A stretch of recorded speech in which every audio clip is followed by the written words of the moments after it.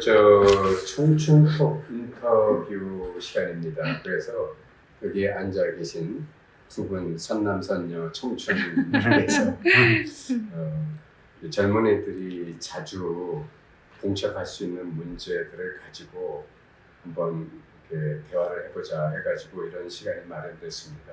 그래서 제가 얼마나 현명한 그 답변을 드릴 수 있을지 모르지만 어쨌든 어디서든 답변 듣기 어려운 문제이긴 하니까 같이 한번 허심탄회하게 얘기를 해보는 시간이 되었으면 합니다. 네. 자, 부탁드립니다. 네, 부탁드립니다.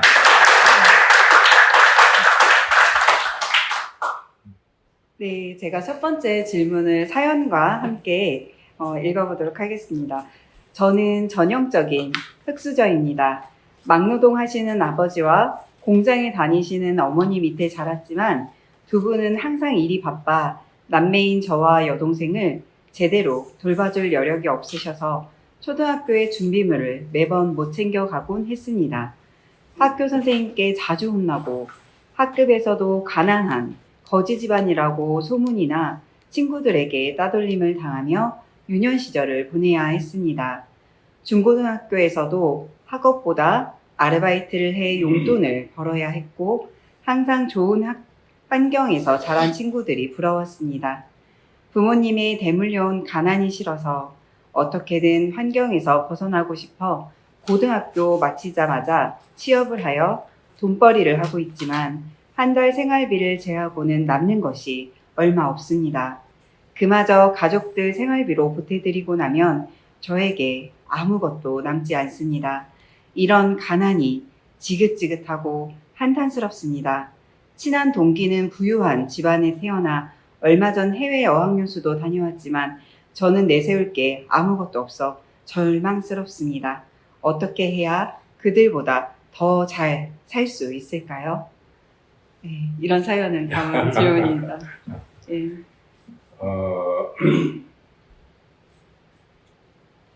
참 요새 그렇게 비슷한 입장과 환경에 있는 젊은 청소년들이 많죠.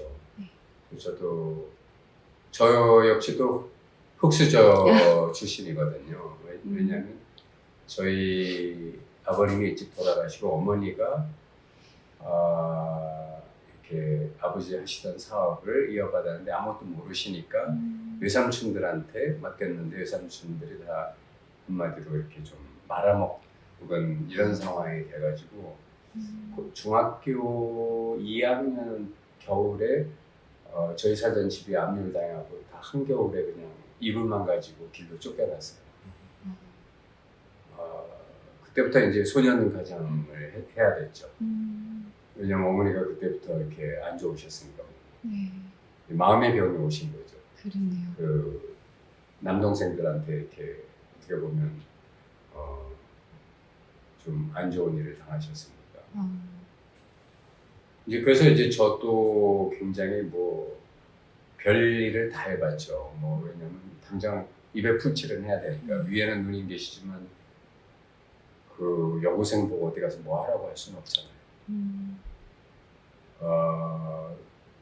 그런데 제가 이제 지금에 와서 이렇게 돌아보니까 물론 저는 이제 그때 당시에 이렇게 일을 안 하고 열심히 뭐 신문도 배달하고 물집에도 지어나르고 무슨 백과사전도 팔고 뭐 할 수 있는 모든 걸 다 했어요. 학교는 그러니까 당연히 개근을 못하죠. 빠진 적도 많고. 정규에서 하던 성적이 반에서 거의 꼴찌 가까운 수준으로 떨어질 수밖에 없는 게 공부를 할 수가 없었어요. 근데 이제 그게 중요한 게 아니었어요. 우선 동생도 있고 하니까 이제 먹고 사는 문제를 해결해야 됐으니까. 그때 당시에는 어쨌든 비닐을 굶기를 밥 먹듯이 하고 그래서 그때 익힌 수제비 만드는 기술을 제가 지금도 할 정도로. 근데 그때는 무슨 수제비를 만들려면 무슨 뭐 이렇게 뭐 멸치, 다시다 국물 이런 걸 만드는데 그거 살 돈이 없으니까 그냥 맹물에다 밀가루를 뜯어 넣어가지고 동생하고 같이 만들어 먹은 기억도 있고 뭐 저도 엄청 고생을 많이 했어요. 또 반지하 이런 데 살면서 물이 차가지고 뭐 세간살이 다 이런 게 다 남의 경험이 아니에요. 제 경험이지. 그런데 여하튼 닥치는 대로 하고 공부하고 뭐 하다 보니까 이제 지금까지 왔어요. 그런데 저는 지금 와서 돌아보니까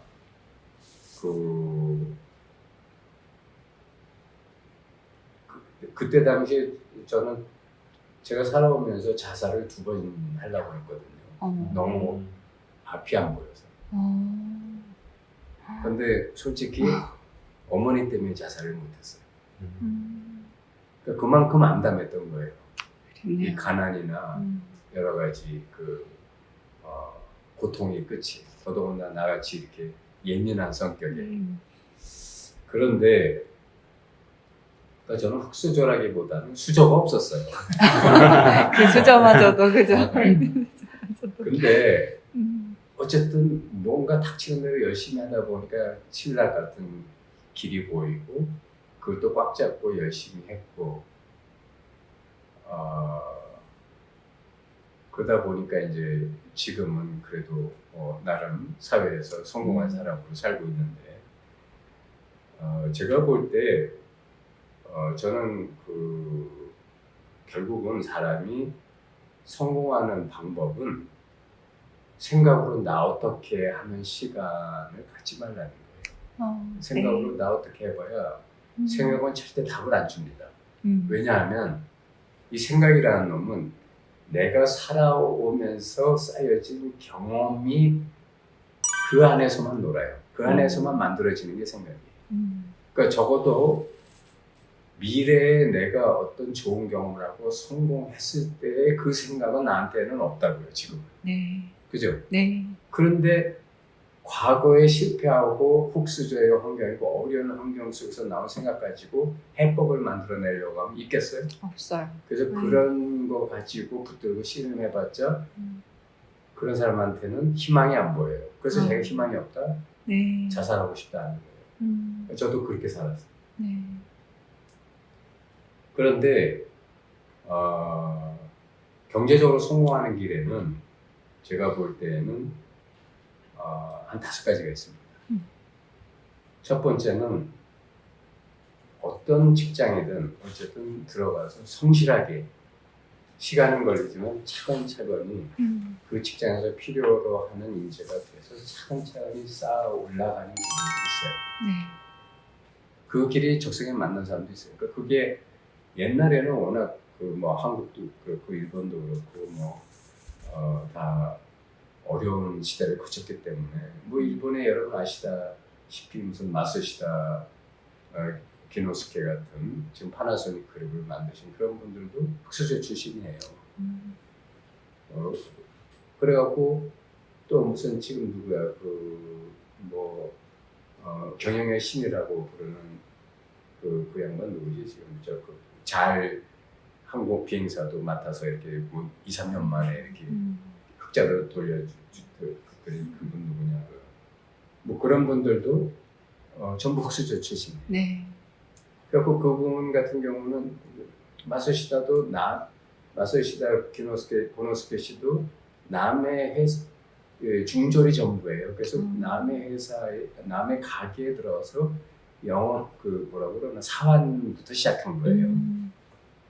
또 아까 내가 말씀드린 그 경영의 신이라고 불리는 뭐 책도 우리 많이 보잖아요. 갑자기 생각이 안 나네. 어쨌든 그분도 이나모리 가조. 그렇지. 이나모리 가조 씨. 그 양반이 어디 회장이냐면 거기 어쨌든 일본의 아주 유명한 회사들의 회장이신데, 근데 그분도 뭐 야간 고등학교 나오고 야간 대학 나왔는데 그것도 삼류대학 나와가지고 유명한 좋은 회사는 취직을 못하고 중소기업의 직원 15명인가 20명도 안 되는 조그만 회사에 말단 직원을 취직해갖고 그 회사가 또 자기 댕기기 시작한 지 3-4년 만에 망해가지고 그 회사를 다 떠나는데 자기가 내가 해보겠다고 딱 맡은 거예요. 그러니까 자, 내가 왜 이런 말씀을 드리냐면 보통 사람 같으면 그런데 퇴직금도 못 받고 그런 데서 나와서 또 나 어떻게 하고 진짜 또 나는 신세 타령만 하다가 진짜 그렇죠. 자살했을지도 모르고 범죄자가 됐을지도 모르지만 이 되는 사람들은 그런 상황에서 마사시다 씨는 그런 상황에서 남들이 착안하지 못하는 그 왜 옛날에 우리 정부 담화를 보면은 쌍소켓이라는 게 있었어요. 소켓이 하나인데 이 사람은 두 개를 동시에 달았어. 그래서 담화를 두 개 낄 거 없이 쌍소켓에 담화를 두 개 끼면 하나 갖고 두 개를 낀 밝음이 오는 거예요. 옛날 담화들은 왜 밝음이 약했잖아요. 그거 가지고 떼돈을 번 거예요. 근데 그거 갖고 떼돈을 번 내가 이 사람이 21살이야. 왜야? 학력은 중학교도 그렇죠. 조절을 네. 제대로 졸업을 못했어요. 그러니까 그만큼 자기가 하고자 하면 되는 거예요. 또 이나모리 가지오 씨도 아니 15명 직원인 회사에서 그나마 망해가지고 그거를 지가 그럼 내가 해보겠다고 했더니 옆에 저 동료들이 다 비웃거나 그래 네가 해봐라 내가 도와줄게 한 사람은 5명밖에 안 됐대요. 그러니까 자기가 6명이 시작한 거예요. 다 떠나가. 근데 그거를 10년 만에 IBM에 납품하는 회사가 된 거예요. 그때부터 비약적으로 커가지고 15년 만에 상장하고 막 이래가지고 지금은 뭐 교세라 그러고 일본의 교세라 그러고 예, 이제 굉장히 그 이제 큰 저 일본 최고의 그 전자부품 회사 그룹이 됐죠. 그뿐만 아니라 우리나라 저 정주영 씨도 보면 국졸이에요. 맞아요. 정주영 씨 학력이 국졸이라고. 흑수저 중에 흑수저예요. 뭐 7 형제 중에 뭐 4째인가 5째인가. 그래서 아버지가 저 소 풀이나 배우라는데 집에서 도망 나온 거예요. 자, 그러니까 첫 번째는 성실한 직장인으로 차근차근히 기다리면서 때가 올 때를 기다리면서 향상 의지를 갖고 있으면 반드시 운명은 자기한테 기회를 주게 돼 있어요. 네. 근데 근데 그 기회는 누구한테 오냐면 자기가 선택한 그 직장 거기에서 그 직장이 비약적으로 발전을 할 수 있는 기회나 찬스를 자기한테 보여줘요. 신이 자기한테 보여준다고. 그 회사가 자기 것도 아닌데 자기한테 보여주기 때문에 자기게 되는 거예요.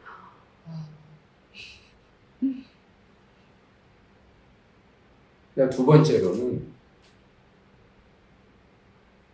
진짜 공부든 뭐 요리든 뭐 뭐든 남다른 노력을 기울여서 성공하는 일이 있죠. 지금 여러분 보세요. 뭐 예를 들면 무슨 의사, 변호사 남다른 공부를 했으니까 되는 거 아니겠어요? 그죠? 맨날 놀았는데 될 수는 없잖아. 그다음에 또 뭐 그런 자격도 그렇지만 예를 들어 여러분 유튜브 보면 거기 얼마나 유학도 안 가는데 영어 잘하는 사람들 많아. 그럼 그 사람들 그냥 맨날 택달청자 놀다가 됐으면 지 나름대로는 적어도 그 말 있잖아요. 뭐 1만 시간 무슨 삽질 정신 뭐 이런 말이 있잖아요. 다 그렇게 해서 된 사람들이 그렇잖아요.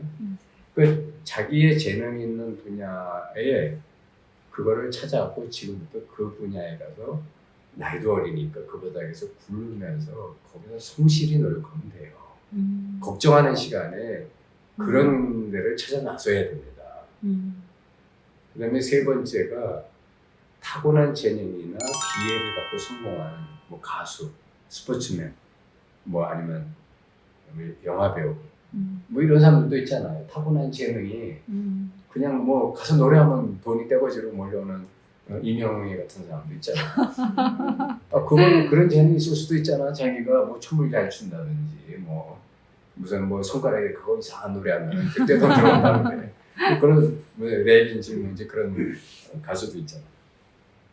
그 다음에 난 그런 재주도 없어요. 뭐 좋아요. 그러면 세상의 흐름을 바라보는 안목을 들려는 방법도 있어요. 주식 투자나 부동산 투자, 창업 그런 사람들 다 그렇게 성공한 거 아니에요. 그 무슨 돈 1,500만 원 가지고 1,000억 번 사람이 있대. 그래서 그 사람이 박영옥 씨인가 해가지고 그 사람이 그런 중소기업 협회에서 주식 특강을 하시더라고요 매번. 그러니까 그러면 그런 사람은 남하고 뭐가 다를까? 한 분야를 정말 집중해서 침식을 잃을 정도로 몇 년간 파고들었더니 그게 보이기 시작하는 거예요. 뭐든지 나 어떻게 하고 있을 때는 그런 게 안 옵니다. 해야만 그런 문이 열리는 거죠. 성경에 그 말 있잖아요. 두드려라 열리리라. 두들기지도 않고 나 어떻게 하고 있으면서 나 흑수저인데요. 그게 펜듈럼에 빠져 있는 거죠. 흑수저와 금수저 사이에서 낙수저인데. 그런 거는 원래 정해진 게 없어요. 그냥 움직이면 금수저의 기회가 옵니다.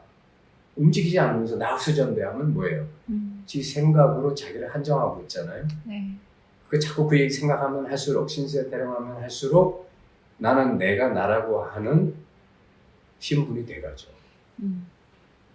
그러니까 지금 빨리 그런 생각을 버려야 돼요. 그 다음에 마지막으로 운이 좋은 사람이다. 복권 샀는데 로또 당첨돼. 예를 들어 내 친구 중에는 제가 우리나라 두세째 가는 재벌 기업의 실무를 총책에 많은 부회장이 초등학교 동창인 애가 있어요.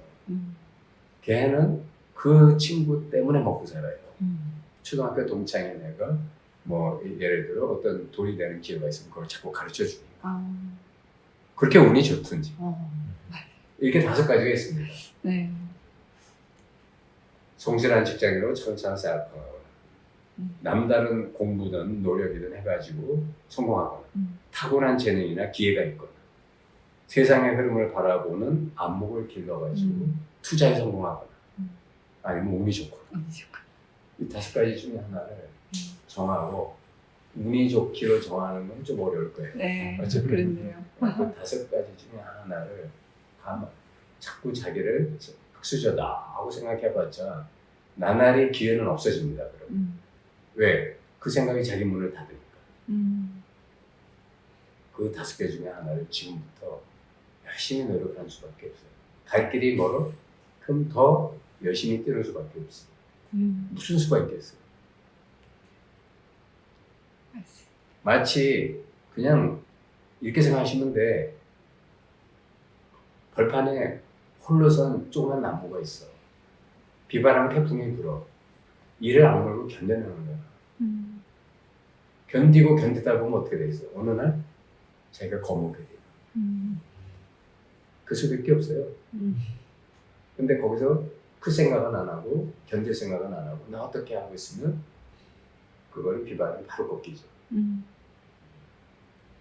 제가 좀 모진 대답을 해드린 것 같지만 제 살아온 경험에 비춰보면 네. 그 길밖에 없더라. 네. 그렇게 말씀드리겠습니다. 생각을 멈추고 생각을 멈추고 실행하라. 실행하라. 네, 답변이 되셨기를 바랍니다. 네.